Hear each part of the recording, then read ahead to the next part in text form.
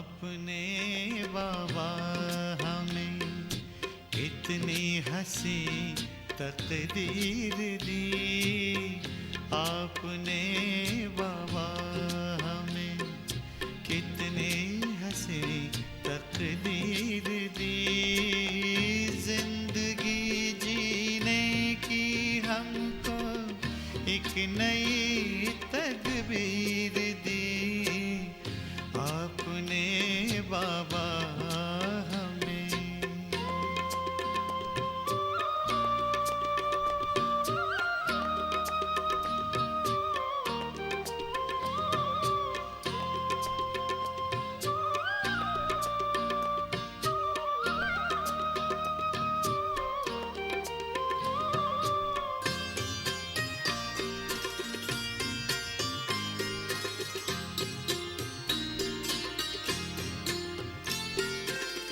आपकी नजरों से बाबा प्यार का अमृत पिए,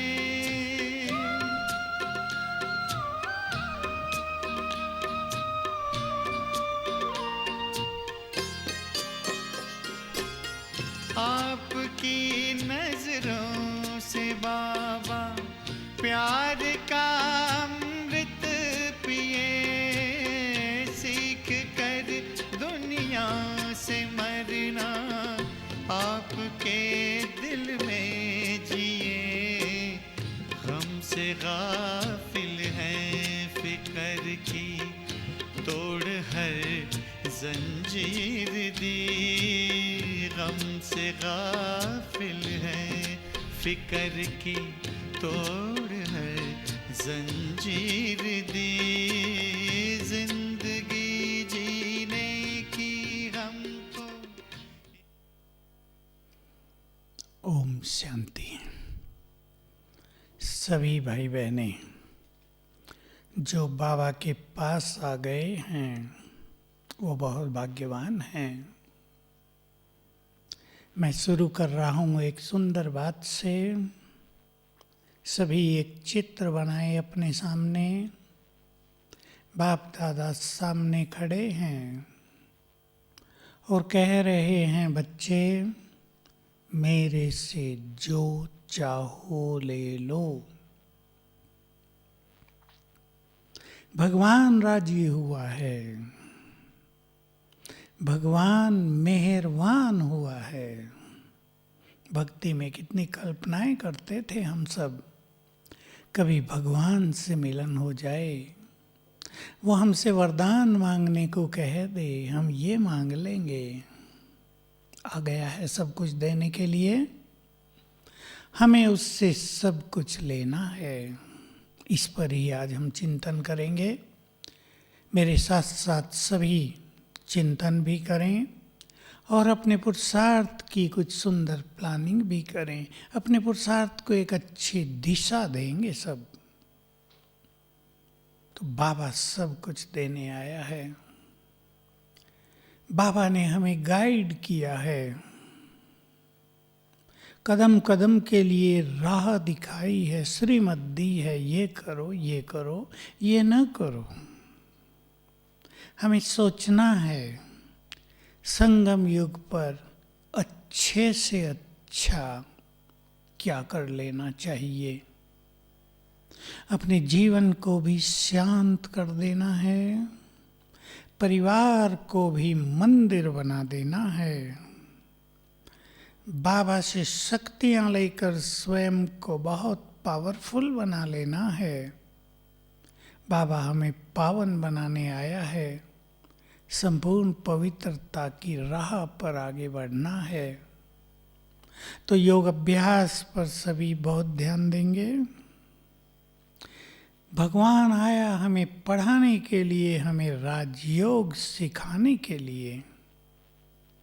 सहज राजयोग सिखा दिया है, तो हम योग अभ्यास को बहुत बढ़ाएंगे। मैं आप सबको कहना चाहूँगा, ये समय है जहाँ हमें कहीं भी खुद को उलझाना नहीं है। कई लोगों ने 2-4 साल में ही बहुत धनवान बनने के लिए अपना सब कुछ गंवा दिया। अब धनवान बनने के स्वप्न नहीं देखने हैं, अब बाबा से सर्वश्रेष्ठ भाग्य बनाने की प्लानिंग करनी है। जो मनुष्य अपनी व्यर्थ की इच्छाओं का त्याग कर दे वही संतुष्ट होता है। आवश्यकताएं तो जरूरी चीज हैं, वो तो हमें पूरी करनी ही होती हैं, लेकिन इच्छाएं जो बिना मतलब की हैं उनका हमें त्याग कर देना चाहिए। तो आप सब देख रहे हैं परिवर्तन की प्रक्रिया प्रारंभ हो गई है। विश्व बदलेगा, युग बदलेगा। मैं तो कई साल से कहता आता था, मुझे प्रेरणा थी कि 2020 से और 30 के बीच का समय बड़ा भारी होगा, परिवर्तन का होगा, महाविनाश का होगा, सबके हिसाब किताब चुकतू करने का होगा। कठिनाइयों से गुजरेंगे बहुत मनुष्य, जिसने जितने पाप किए उन सब की सजा उनको यहीं मिल जाएगी। धर्मराजपुरी बन जाएगा ये संसार इन 10 सालों में। तो पहली चीज, हमें चेंज को स्वीकार करना है। परिवर्तन जो कुछ भी होगा उसे स्वीकार करके चलना है। कामनाएं ज़्यादा नहीं रखनी कि ये हो ये न हो, ऐसा क्यों हो रहा है बाबा, ये तो नहीं होना चाहिए। पक्का कर देंगे जो कुछ हो रहा है वही सत्य है, वही होना चाहिए, क्योंकि युग बदलेगा। मकान भी एक तोड़ के नया बनाना पड़े तो देखो, जब तोड़ा जाता है कैसा लगता है, धूल उड़ती है, खंडर बन जाता है, और जब वहाँ सुंदर बिल्डिंग खड़ी हो जाती है तो कैसा लगता है। ये पुराना मकान टूटेगा, सब खंडर हो जाएगा। एक बार तो लगेगा क्या हाल हो गया दुनिया का, लेकिन फिर यहाँ स्वर्ग स्थापित हो जाएगा। तो जो चेंज होगी, जो परिवर्तन होगा, उसे हमें स्वीकार करते चलना है। दूसरी चीज, बहुत हल्के रहना है, बहुत हल्के। ये कला सभी ब्राह्मण आत्माओं को सीखते चलना है कि जीवन में हल्के कैसे रहें और बहुत खुश रहना है। बाबा रोज महावाक्यों में खुश रहने की बातें सुनाते हैं हमें, जैसे खुशी का खजाना लेकर आते हैं। रोज भगवान हमारे लिए अमृत पिलाने आते हैं। तो महावाक्यों से खुशी की पॉइंट्स अलग नोट किया करें। खुश रहना है हमें बहुत। क्यों? हल्के रहना, बहुत खुश रहना, स्वीकार करना। क्योंकि अगर ये 3 चीजें नहीं होंगी जीवन में तो हर छोटी बड़ी बात दिमाग पर बुरा प्रभाव डालेगी। मनुष्य सेंसिटिव हो जाएगा, नाजुक हो जाएगा, और इससे बढ़ेंगे मानसिक रोग जो बढ़ रहे हैं। इसलिए इन 3 धारणाओं पर विशेष चिंतन करें सभी, इनको स्वीकार करके अपना लें। जो कुछ होगा उसे स्वीकार करना ही पड़ेगा, क्योंकि वो किसी के सोचने से बदलेगा नहीं। पक्का करेंगे इन बातों को। मैं एक छोटी सी शिक्षा की बात भी कह देना चाहता हूँ। छोटे बड़े सभी युवा बच्चे टेलीफोन पर, इलेक्ट्रॉनिक्स के साधनों पर ज़्यादा नहीं रहना है। अगर आप टू मच उस पर रहते हो, बहुत सारी इंफॉर्मेशन कलेक्ट करते हो, तो आपके ब्रेन में टू मैनी इंफॉर्मेशन जाती हैं जो ब्रेन को कंफ्यूज करती हैं, उसकी एकाग्रता को नष्ट करती हैं। वैसे भी मोबाइल आदि से रेडिएशन बहुत फैलता है जो ब्रेन के लिए बहुत खतरनाक होता है। उससे बचने के लिए भी हमें इन साधनों का सीमित, संयमित प्रयोग करना चाहिए। आप सभी समझदार हैं। अब जब भगवान आकर सत्य ज्ञान दे रहा है तब हमें उसकी बातें सुननी हैं। ये मनुष्यों की बातें तो युगों से सुनते आए हैं, इनसे मिला क्या हमें? कुछ अच्छी बातें भी आती हैं, थोड़ा देख लेना चाहिए, लेकिन घंटों घंटों उस पे लगे रहना, सोते हुए बिल्कुल नहीं देखना है। 1 घंटा पहले ही सब क्लोज करके रख देना चाहिए, ताकि जब आप सोएं तो आपके विचार बहुत ही सुंदर हों। आप परमात्मा स्मृति में, उसकी गोद में अच्छी नींद करें, सुंदर विचारों के साथ बिस्तर पर जाएं, ताकि सुंदर विचारों के साथ आप सवेरे उठें। ये नहीं भूलना, मुस्कुराते हुए सोना है, मुस्कुराते हुए उठना है। संसार के लोगों को देखो, उठते हैं, क्या हाल होता है।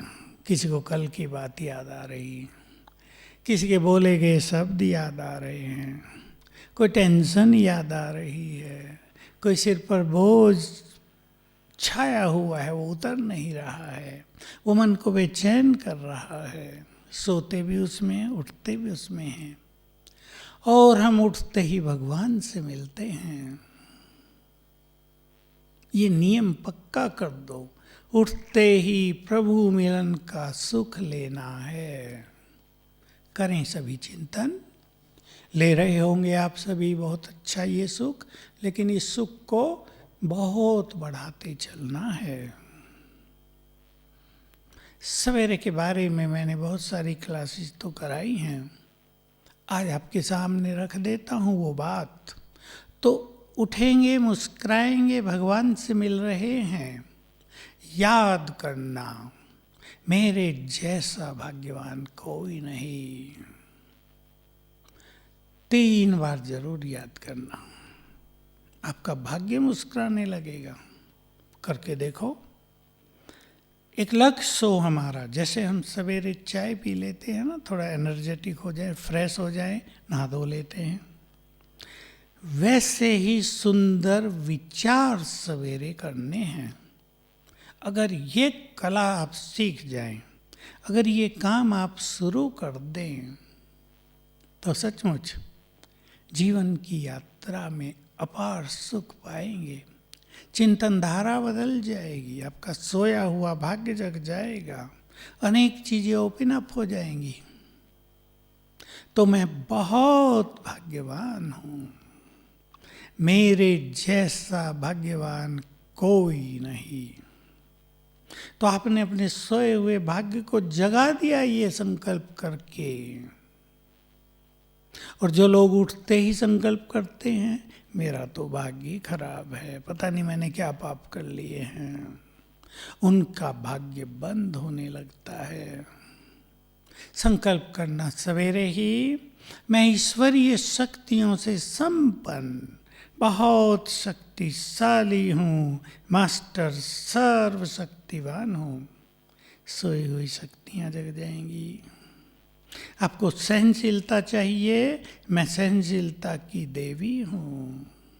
निर्णय शक्ति चाहिए, मेरे पास संपूर्ण निर्णय शक्ति है। 3-3 बार, 5-5 बार ये संकल्प अवश्य करेंगे। मैं बहुत सुखी हूँ।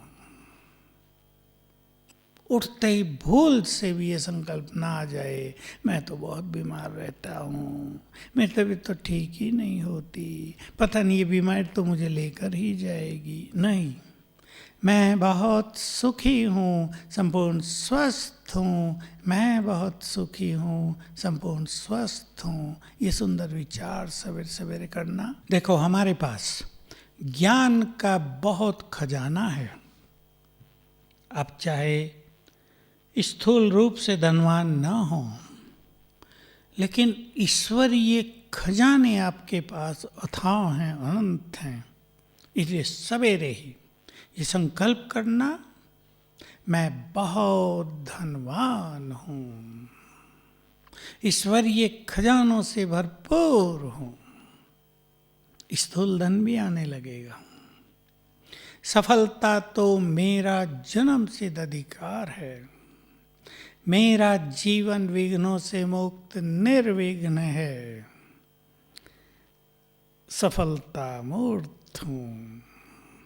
अब आप समझ गए होंगे, जो कुछ आप जीवन में चाहते हैं वो विचार सवेरे उठकर किया करें, 3 बार 5 बार। आपको कर्ज हो गया है, मैं बहुत धनवान हूँ, बहुत भाग्यवान हूँ, कर्ज से मुक्त हूँ, खुले मन से कर देना, तो देखना क्या होता है। सूक्ष्म रहस्य ये है, किसी को संकल्प उठ रहा हो कि ये करने से भला क्या होगा, ऐसे तो सभी धनवान बन जाएं, सभी नहीं करते चीजें। जो सुंदर संकल्प हम सच्चे मन से करते हैं उनकी तरंगे चारों ओर फैलती हैं और ये प्रकृति में जाती हैं। प्रकृति और हमारे वाइब्रेशंस के बीच रिएक्शन होने लगता है और प्रकृति वही चीज बनाकर हमें वापस प्रदान कर देती है। ये सिद्धांत है इसके पीछे। हमें कुछ मांगने की जरूरत नहीं। मैं निरोग हूं, भैया एक पे, मैं निरोग हूं, बहुत संकल्प करेंगे। दूसरी चीज बहुत अच्छी तरह आपको जाननी चाहिए, बहुत ध्यान देंगे इस बात पर, ये जीवन के लिए सबसे बड़ा रहस्य है। हमारे हर संकल्प में रचनात्मक शक्ति है। दूसरे शब्दों में, हमारे हर संकल्प से शक्ति पैदा होती है और ये शक्तियों की तरंगे पहले ब्रेन में जाती हैं, फिर पूरे शरीर में फैलती हैं। इसलिए आज से पक्का कर लो, जो संकल्प हम बार बार करेंगे उसका निर्माण होगा। ध्यान दे देंगे इस बात पे, जो संकल्प हम बार बार करेंगे उसका निर्माण होगा। तो हमें वही संकल्प करने हैं जो हम जीवन में चाहते हैं। बहुत ध्यान देने की बात है, मैं रिपीट कर रहा हूँ, बहुत ध्यान देंगे। बार बार एक गरीब व्यक्ति सोचता है मैं गरीब हूँ, पैसे की बहुत कमी है, मैं तो गरीब हूँ, तो गरीबी का निर्माण होने लगता है। बाबा ने आकर देखो हमें सुखी जीवन दिया और सवेरे उठते ही हम क्या क्या सोचे, ये सुंदर लाइट भी दे दी, तो इसका हम बहुत अच्छा प्रयोग करेंगे।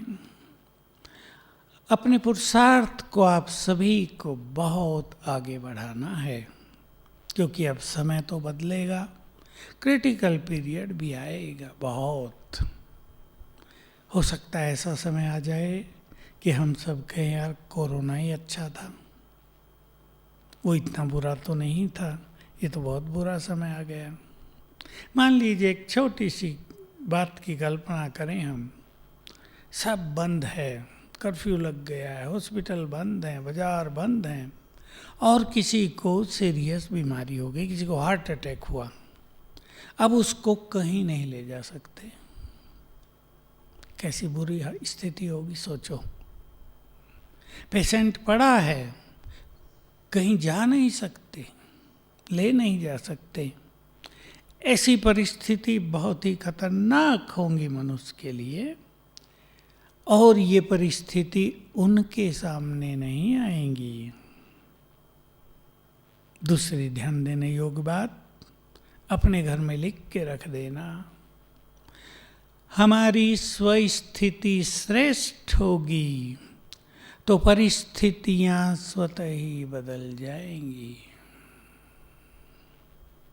स्वस्थिति श्रेष्ठ होगी तो परिस्थितियां स्वतः ही बदल जाएंगी, और स्वस्थिति श्रेष्ठ होगी स्वमान से। ध्यान दें आप, स्वमान अभ्यास करेंगे, कई सारे स्वमान चुन लें आप, उससे स्थिति अच्छी बनेगी, उससे परिस्थितियां बदलेंगी, तो बहुत कुछ अच्छे से अच्छा होता जाएगा। सभी को एक चीज पे बहुत ध्यान देना है, हमारी सारी स्थिति हालांकि योग से बनती है, पर हमें ये भी अटेंशन देना है कि हमारे संकल्प वेस्ट न हो। मनुष्य पर चिंतन करके, दूसरों के अवगुण देखकर, अनुमान लगाकर, और व्यर्थ के हजारों कारण हैं, व्यर्थ में रहता है, उससे उसकी मन की शक्तियां नष्ट हो जाती हैं। देखो, शक्तियों का वास हमारा मन है, याद रखेंगे। शक्तियां कहाँ रहती हैं? हमारे मन में। और अगर हमारा मन बहुत कमजोर हो जाए व्यर्थ सोच सोच कर, तो आने वाले समय में हम विभिन्न परिस्थितियों का सामना कैसे करेंगे? हम तो कमजोर पड़ जाएंगे, परिस्थितियां भारी पड़ जाएंगी। इसलिए जैसे हर मनुष्य अपने जीवन के लिए, बच्चों के लिए धन इकट्ठा कर लेता है, बहन की शादी करानी होगी, चलो कोई मकान भी बना लेंगे एक अच्छा, पहले से ही अपना पैसे का इंतजाम रखो। हम भी शक्तियों का इंतजाम रखें ताकि आने वाले समय में हम आराम से परिस्थितियों को पार कर जाएं, हमें सब कुछ मिलता भी रहे। अगर हमारी स्थिति बहुत श्रेष्ठ होगी तो जो हमारी आवश्यकताएं होंगी वो सब हमें प्राप्त होती रहेंगी। हमें ऐसा लगेगा ही नहीं कि बड़ी कठिनाई होने लगी, अभाव होने लगा। बाबा ने वायदा कर लिया है, बाप अपने बच्चों को कभी भूखा नहीं रखेगा। विश्वास कर लें इस बात पर। हमारा काम है केवल अपनी स्थिति को महान बनाए रखना, बाकी सब काम बाबा की ओर से होंगे। अब मैं 3 चीजें आपके समक्ष रख रहा हूं। घर में शांति चाहिए तो क्या करें? जीवन में खुशी चाहिए तो क्या करें? परिवारों में प्यार बढ़ाना है तो क्या करें? तीनों धारणाएं बहुत जरूरी हैं। तीनों के लिए मैं 3-4 चीजें बताऊंगा, ज़्यादा नहीं, और ऐसी बता देता हूं आपको जो आप आराम से कर सकें और अपने जीवन को सुखी कर सकें और अपनी स्थिति को भी बहुत अच्छा बना सकें। बातों का विस्तार करने की आदत न हो, छोटी बात को बड़ा कर देने की आदत न हो, बहुत ध्यान देना है। और बाबा का ये महावाक्य अपने चित्त में उतार लो, समा लो। बातें बड़ी नहीं होती, हम सोच सोच कर उन्हें बड़ा कर देते हैं। चेक कर लो अपने को, ऐसा ही है ना? एक हफ्ते में जो बातें हुई हों आपके सामने, एक मास में जो हुई हों, उन्हें देख लो। वो बातें सचमुच छोटी रही होंगी, हमने ज़्यादा सोचा, उनको बढ़ा दिया, वो तूफानी बन गई, हमें घेर लिया उन्होंने, हमें परेशान कर दिया। जितना सोचेंगे परेशान होंगे। तो क्या करेंगे?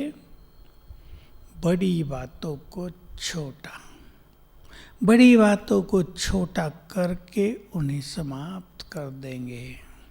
बस ये है इम्पोर्टेंट पहलू हमारे जीवन का। इससे हमारे जीवन में सरलता बहुत आ जाएगी और हम अपनी आत्मिक शक्ति को व्यर्थ में जाने से बचाने में सफल हो जाएंगे। ये बहुत बड़ा लक्ष्य है और इसके लिए ये हमारी सर्वोत्तम धारणा है। चेक करें।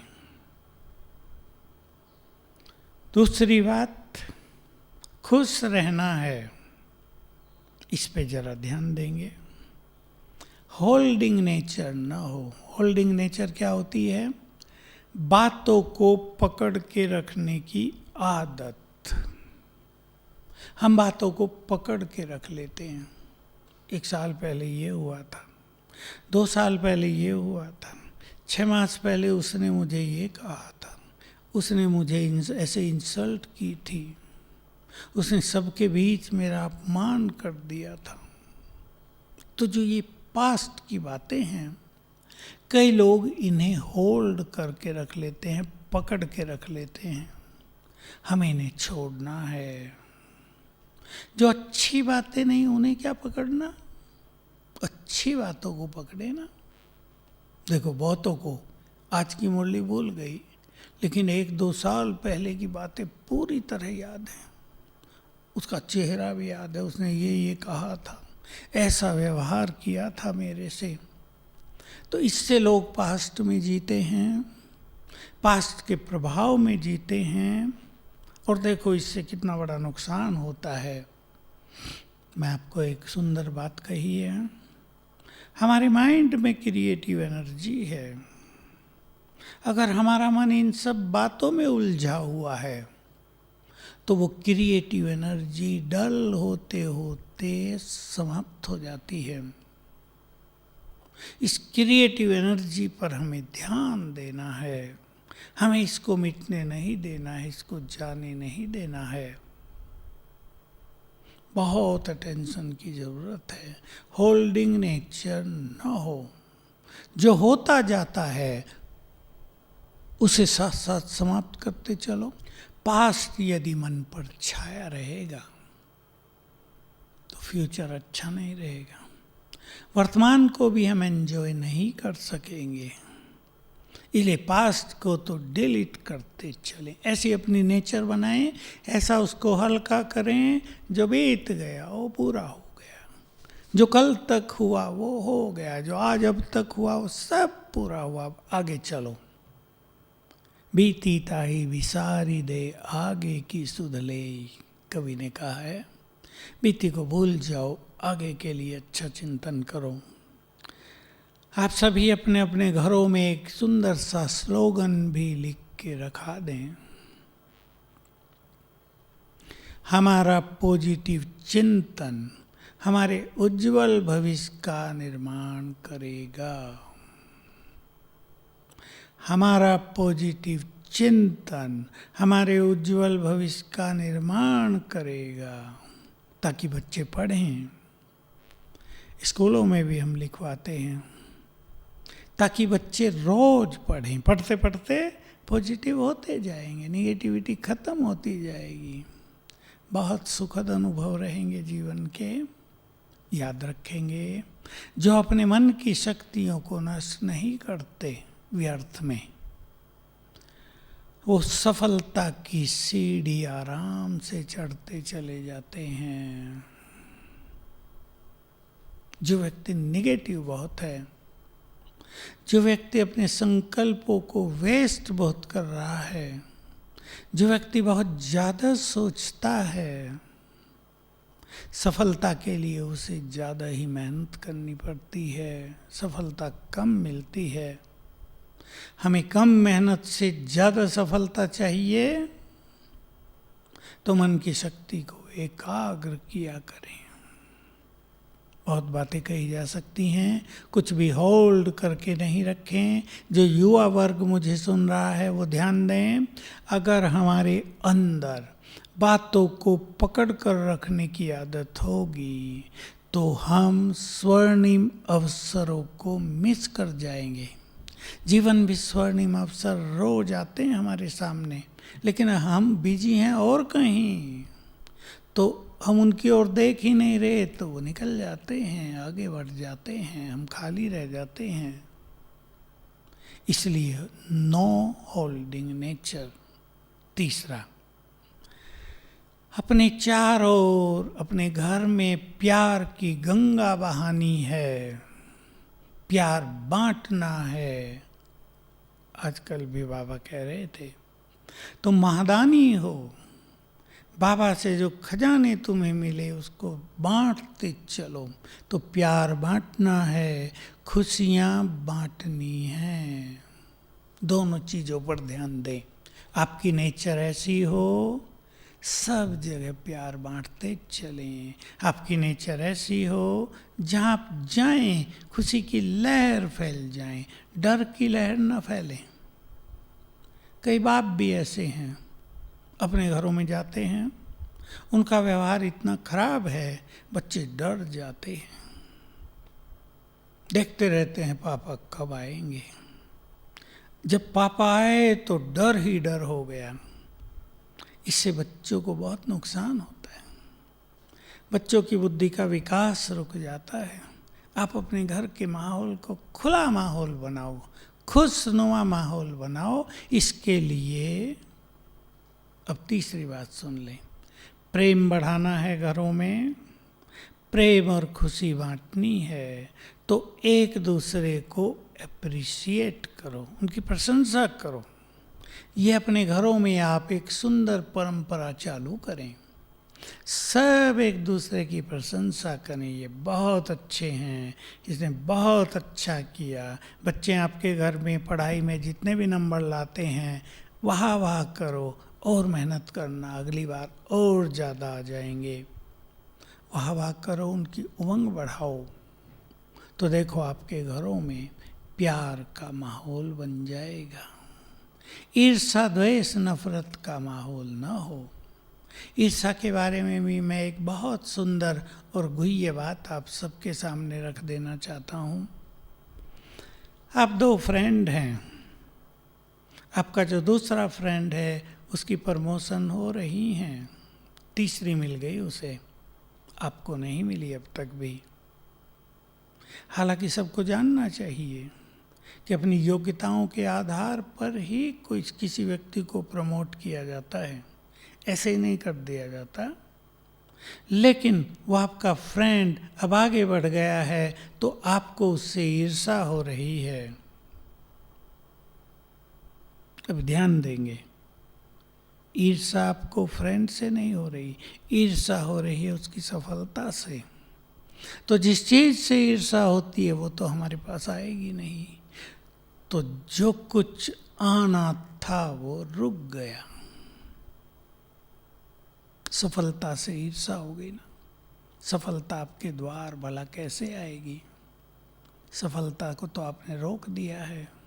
अप्रिशिएट करो, कोई आगे बढ़ रहा है, किसी का प्रमोशन हुआ, किसी के अच्छे नंबर आए, बधाई दो, उनकी महिमा करो, वाह वाह बड़े भाग्यवान हो, कितना अच्छा परफॉर्म किया है, ऐसे ही करते रहना, तो बहुत अच्छा हो जाएगा। ये तीन चीज़ें सभी को जीवन में धारण करनी है।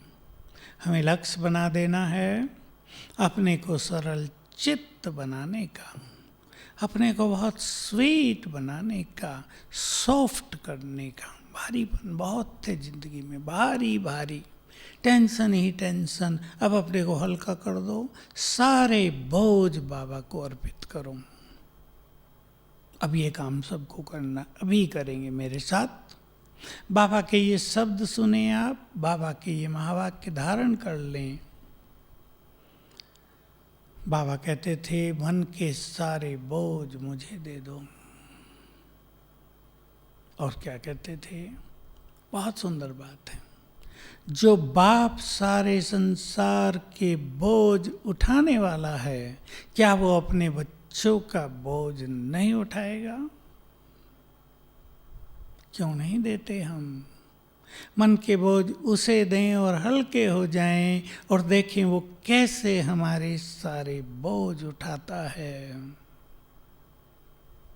हल्के हो जाओ। दूसरी बात, ये बात मैं आपको आज सुंदर सुंदर बातें सुना रहा हूँ, आप सीख लें और अपने जीवन को हल्का करें, अपने को बेफिक्र बादशाह बनाएं, अपने तनाव को समाप्त करें। बोझ लेकर जो चलने की आदत होती है उसको छोड़ें। बाबा का बहुत सुंदर महावाक्य आपको सुनाता हूँ। बाबा कहते रहे बहुत सालों से, जब भी मुश्किलात आए बाबा को कहना, प्यारे बाबा, मीठे बाबा, आ जाओ, मदद करो। तो बाबा बंधा हुआ है मदद करने के लिए। अब हम सब बुलाते नहीं उसे, तो बाबा को एक सुंदर बात कहनी पड़ी उसे। तुम बच्चे 2 भुजा वालों के पास जाते हो, 1000 भुजा वाले के पास क्यों नहीं आते? बाबा मदद देने के लिए तैयार बैठा रहता है, लेकिन हम 2 भुजा वालों के पास तो जाते हैं, मनुष्यों के पास जाते हैं, उसके पास नहीं जाते। कहानी सुन लो द्रौपदी की। द्रौपदी का चीरहरण होने लगा, दुशासन उसे खींचता हुआ ले आया। द्रौपदी बहुत गिड़गिड़ाई। भीष्म पितामह के पास पहुंची, पितामह आपके राज्य में, आपके दरबार में ये सब क्या हो रहा है? आप चाहो तो इसे बंद कर सकते हो। उसने सिर नीचा कर लिया, मुंह इधर उधर घुमाने लगे।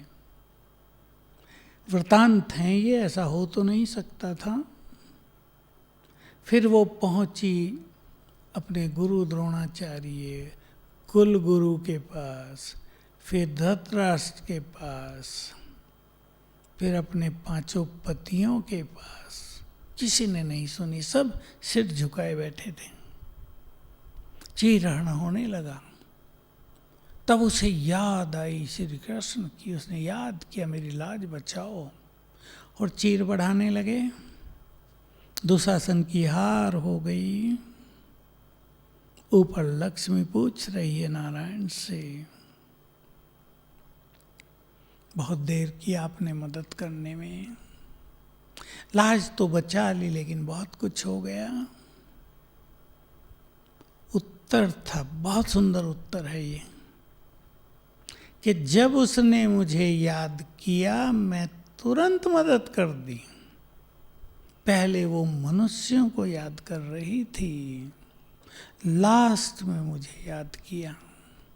यही गलती कहीं हम भी तो नहीं करते?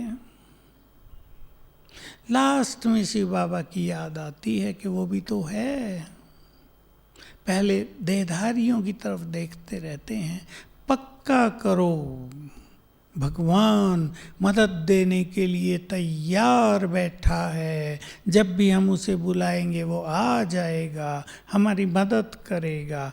क्यों ना उसकी मदद लें? मनुष्यों की मदद लेकर तो देख भी लिया, क्या मिला है? कहीं तो स्वार्थ से लोगों ने मदद की। मदद तो कर दी पर सोचा बहुत कुछ ले लें इनसे। निस्वार्थ, निष्काम, बहुत प्यार से हमें मदद देने वाला हमारा शिव बाबा है, परमपिता है, उससे मदद लेनी है। तो उसका आह्वान किया करें आप अपने घरों में 5 बार। मैं 5 बार इसलिए कहता हूँ कि आपको आदत पड़ जाए। आप 10 बार भी कर सकते हैं। जब भी जरूरत हो बस बाबा को बुलाया जाए।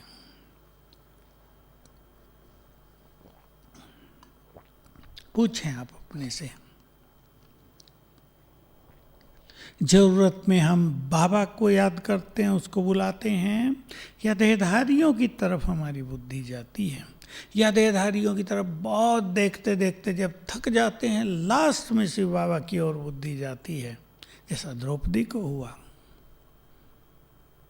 तो हमें ये चेंज लानी है अपने में। हमारे बोल बहुत सुंदर होने चाहिए। बोल तो सारा दिन बोलता है मनुष्य। बोल से किसी मनुष्य की पहचान होती है। हमारे बोल में क्या क्या भरा हुआ हो। ईगोलेसनेस, सॉफ्ट एंड स्वीटनेस, बहुत सरलता, बहुत अपनापन, बहुत सहयोग देने की भावना हमारे बोल में भरी हो।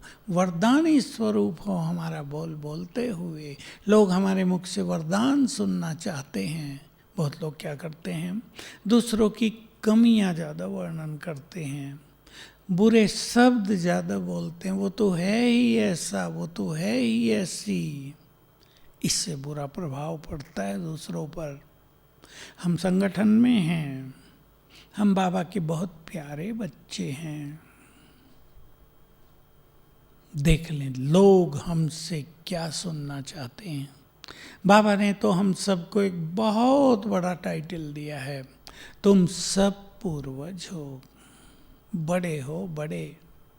वही हो तुम जिनकी मंदिरों में पूजा हो रही है। देख लो पूर्वजों को कैसा बोलना चाहिए। हमारे बोल दूसरों के दुख हरने वाले हो जाएं, हमारे बोल दूसरों को सुख देने वाले हो जाएं, हमारे बोल वरदानी बोल हो जाएं, हमारे बोल दूसरों की पीड़ा हरने वाले बोल हो जाएं, हमारे बोल मोटिवेटिंग बोल हो जाएं, सबको प्रेरित करने वाले, प्रोत्साहन देने वाले बोल, एनकरेजिंग वर्ड्स हो हमारे। इस पे सभी को ध्यान देना है। बाबा ने कहा था कई बच्चे तो मुख खोलते हैं तो धुआं निकालते हैं। तुम्हें दुआएं देनी है, धुआं नहीं। तुम सबके कल्याणकारी हो, तुम्हें ऐसे बोल बोलने हैं, दूसरे कुछ अच्छी चीज सीख लें, दूसरों का कल्याण हो जाए, उनके दुख दर्द मिट जाएं। देखो डॉक्टर से लोग क्या एक्सपेक्ट करते हैं, डॉक्टर बस ये कह दे तुम ठीक हो जाओगे। और अगर डॉक्टर ऐसा नहीं कहता कि सीरियस है और वो कुछ और कह देता है, तो पेशेंट पर इसका इफेक्ट बहुत बुरा होता है।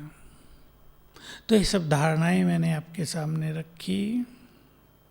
अब लास्ट बात आपको कहना चाहता हूँ। क्लास तो बहुत कराई जा सकती हैं, पर मैं अब लास्ट बात आपको कहना चाहता हूँ 5 मिनट में। अब समय है अपने पुरुषार्थ की स्पीड को बहुत बढ़ाने का, जिसको बाबा कहते थे लंबे समय का पुरुषार्थ चाहिए, तुम्हारी लंबे समय की साधना चाहिए। अगर तुमने लंबे समय का अच्छा पुरुषार्थ नहीं किया होगा, तो ऐसा क्रिटिकल समय जब आएगा तो योग पूरा ही टूट जाएगा, बाबा तक बुद्धि पहुंचेगी नहीं। ऐसी विकराल घड़ियों का दिन आएगा कि बाबा तक बात उनकी पहुंचेगी जिन्होंने लंबा समय अभ्यास किया होगा। बाकी तो बाबा बाबा करेंगे, उससे कुछ होगा नहीं। हमें साक्षी भी होना होगा और बाबा की मदद भी लेनी होगी। अपने कर्तव्यों को भी पूर्ण करना होगा। हमें बहुत बड़े बड़े काम भी तो करने हैं आगे चल के। इसलिए लंबे समय का अभ्यास, हमें अपने अभ्यासों में क्या क्या करना चाहिए, मैंने आपके सामने रखी थी। बाप दादा का आह्वान करने की बात, तो कम से कम 5 बार बाबा का आह्वान करेंगे। अपनी दिनचर्या में बाबा को शामिल कर लो। देखो आप घर से चल रहे हैं, बाहर जा रहे हैं, काम पर जा रहे हैं, बाबा का आह्वान करो, बाबा आ जाओ, मेरे साथ चलो, ये काम है, मुझे इसमें आपकी मदद चाहिए, आओ मेरे प्यारे बाबा मेरे साथ चलो। ऐसे शुरू करें आप अपने कार्यों को। दिन में इस तरह कई बार बाबा से रूरियान कर लें तो आप बाबा से जुड़े रहेंगे। दूसरी बात जो बहुत जरूरी है, हमारी साधनाओं में 5 स्वरूपों का अभ्यास। उसमें पहला तो है आत्मिक स्वरूप, यानी अशरीरीपन, आत्माभिमानी स्थिति। इस पर बहुत प्रैक्टिस करनी है। 5 स्वरूपों का अभ्यास आपके अंदर जो पवित्रता के बीज अंकुरित हैं उन्हें फलीभूत करेगा। पौधे बन जाएंगे, पेड़ बन जाएंगे। आपकी पवित्रता की शीतल छाया में बैठकर कई लोग विश्राम करेंगे। समय आ रहा है, सबको पवित्र बनाना होगा, केवल संदेश नहीं देना होगा, बनाना होगा। तो 5 स्वरूपों का अभ्यास अगर आप घंटे में एक बार कर सकें तो इससे अच्छा कुछ नहीं होगा। नहीं तो 4-5 बार सवेरे, 4-5 बार शाम को योग में बैठ के कर लें, चलते फिरते कर लें। 5 स्वरूपों का अभ्यास, इसको दूसरे शब्दों में बाबा स्वदर्शन चक्र घुमाना भी कहते हैं। सतयुग से लेकर बिल्कुल एंड तक देव स्वरूप, पूज्य स्वरूप, ब्राह्मण स्वरूप, फिर फरिश्ता, फिर घर जा रहे हैं परम धाम में, ये अभ्यास कर लेंगे आप। तीसरा अभ्यास, सूक्ष्म लोक में बाबा के पास जाकर बाबा से बातें करना, दृष्टि लेना, वरदान लेना। बहुत सुंदर अभ्यास है ये भी। चौथी बात, परमधाम में बाबा के साथ जाकर बैठ जाना, आने और जाने की प्रैक्टिस करना। वहाँ से वापस आ गए भ्रकुटी की कुटिया में, फिर वापस गए बाबा के पास बैठ गए, कुछ देर उसकी एनर्जी ली, फिर वापस आ गए इस देह की कुटिया में। आने और जाने का अभ्यास। और अभ्यास करेंगे संसार को सकाश देने का। आपको नहीं भूलना है कि ये सुंदर समय, जितनी आत्माओं को हम सकाश यानी वाइब्रेशंस दे के मदद कर सकें, उतना ही ज़्यादा पुण्य हमारा जमा हो जाएगा। हम विघ्नों से मुक्त हो जाएंगे। हम ये विश्व की सेवा करेंगे और बाबा हमें निर्विघ्न बना देगा। तो योग अभ्यास की ये सब बातें, और भी स्वमान का अभ्यास, ज्ञान का अच्छा चिंतन, ज्ञान चिंतन से भी आत्मा को बहुत बल मिलता है। तो ये सब साधनाएं हमें करनी हैं। बाबा ने कहा बुद्धि को स्थिर करना तुम्हारी सर्वश्रेष्ठ साधना है। बहुत बड़ी चीज है ये। हम अपनी बुद्धि को स्थिर करने लगें और इसके लिए हमें चाहिए ज्ञान का बल। आप मुरलियों की अच्छी स्टडी करें, उनकी प्रैक्टिस करें, तो आपको अनुभव होने लगेगा कि मुरलियाँ हमारे लिए वरदान हैं। इनको पढ़ने से, इनको सुनने से बाबा की अनेक अमृत तुल्य बातें हमें मिलती हैं, जो विघ्न और परिस्थितियों को पार करने में हमारी मदद करती हैं। तो अपने पुरुषार्थ की इस तरह सभी भाई बहनें प्लानिंग करेंगे। एक सिंपल चार्ट अपने पास रखेंगे ताकि दिनों दिन हमारी उन्नति होती जाए। और मैं एक लास्ट बात और बताना चाहता हूँ, अपने जीवन के कोई भी 5 नियम अवश्य बना लें। 5 डिसिप्लिन्स फॉर लाइफ। सोच लें, इस पे विचार करेंगे। जैसे भाई मुझे अमृत वेला कभी मिस नहीं करना है, मुझे ईश्वरीय महावाक्य कभी मिस नहीं करने हैं, मुझे मुख से कड़वे वचन नहीं बोलने हैं, मुझे अपना अनमोल समय वेस्ट नहीं करना है, मुझे बाबा का आह्वान करना है, बोझ बाबा को देकर चलना है या बेफिक्र बादशाह बनकर रहना है। 5 डिसिप्लिन्स ऑफ लाइफ ये आप अवश्य बना लेंगे। तो मेरी ये शुभ भावना है, आप सभी चाहे 1-2 साल से ज्ञान में हैं, अब तीव्र पुरुषार्थ करें। समय तेजी से आगे भाग रहा है। केवल विनाश ही नहीं होगा, जय जयकार होगी बाबा के बच्चों की, जिन्होंने बहुत अच्छी साधनाएं की होंगी, जो बहुत पवित्र बन गए होंगे, वो साक्षात्कार मूर्त बन जाएंगे। आपसे बहुतों को साक्षात्कार हुआ करेंगे। इसलिए एक सुंदर समय भी हमारे लिए आ रहा है, हम उसका आह्वान कर रहे हैं। तो सभी भाई बहनें योग युक्त हों, अपने पुरुषार्थ के लिए बहुत अच्छा समय दें। समय देना है। कई लोग पुरुषार्थ के लिए समय नहीं देते, फिर कहते रहते हैं पुरुषार्थ तो हो नहीं रहा, व्यर्थ संकल्प तो बहुत चल रहे हैं।